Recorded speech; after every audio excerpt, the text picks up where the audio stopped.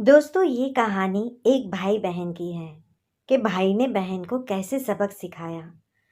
मीरा एक बहुत ही लाड़ प्यार में पली हुई लड़की थी।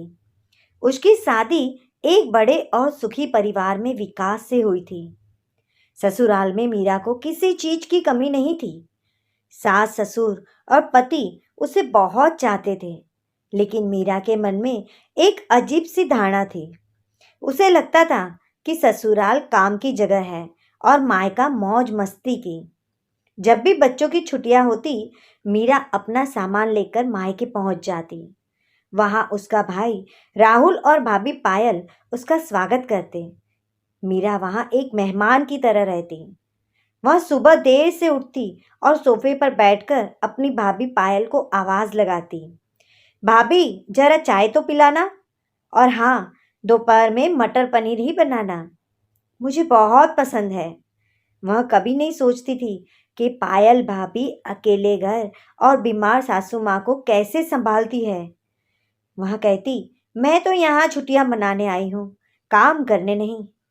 एक बार अचानक पायल भाभी का एक्सीडेंट हो गया और उन्हें बेड रेस्ट बता दिया गया। उसी दौरान मीरा की माँ शांति देवी की तबीयत भी बहुत बिगड़ गई। भाई राहुल ने बड़ी उम्मीद से मीरा को फोन किया। मीरा, घर की स्थिति बहुत खराब है। पायल बिस्तर पर है और माँ भी बहुत बीमार है। तू 10 दिन के लिए आ जा, मुझे तेरी मदद चाहिए। लेकिन मीरा ने सोचा कि वहां गई तो उस दिन भर नौकरानी की तरह काम करना पड़ेगा। उसने बहाना बना दिया, भैया, विकास के ऑफिस का काम बहुत है और बच्चों के स्कूल के प्रोजेक्ट्स भी, मैं नहीं आ पाऊंगी। राहुल को उस दिन एहसास हुआ कि उसकी सगी बहन कितनी स्वार्थी हो गई है। उसने अकेले ही रात रात भर जागकर घर और माँ को संभाला।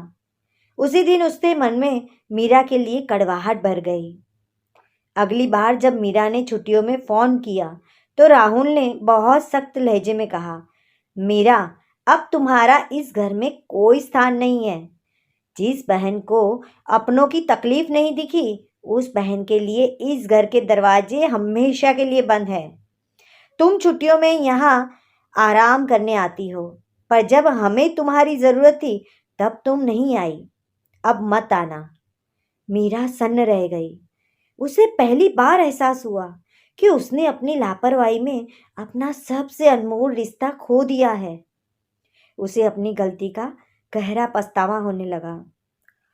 कुछ दिनों बाद मीरा को एक रिश्तेदार से पता चला कि उसकी माँ की तबीयत बहुत ज़्यादा बिगड़ गई है और उन्हें शहर के एक बड़े अस्पताल में आईसीयू में भर्ती कराया गया है। भाई राहुल अकेले अस्पताल में संघर्ष कर रहा है। मीरा तुरंत अस्पताल पहुंची, लेकिन भाई के गुस्से और डर की वजह से वह सामने नहीं आई। राहुल उसे देख न ले, इसलिए मीरा अस्पताल के जनरल वार्ड के बाहर एक ठंडी बेंच पे सोती रही। जब भी राहुल खाना खाने जाए या घर से कपड़े बदलने जाता था, मीरा चुपके से कैबिन के अंदर घुस जाती।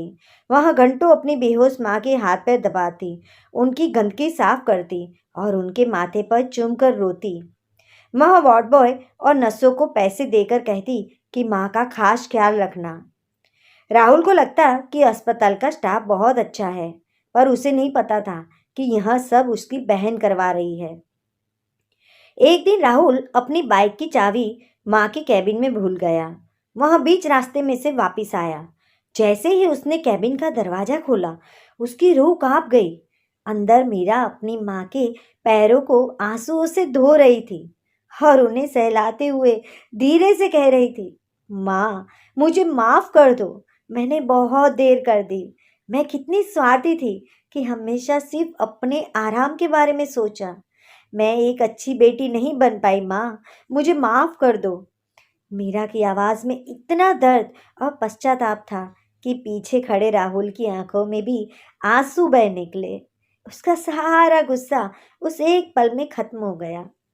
राहुल ने आगे बढ़कर मीरा के कंधे पर हाथ रखा। मीरा डरकर पीछे हटी और रोते हुए बोली, भैया, मुझे घर मत आने देना, पर यहाँ माँ की सेवा करने से मत रोकिए।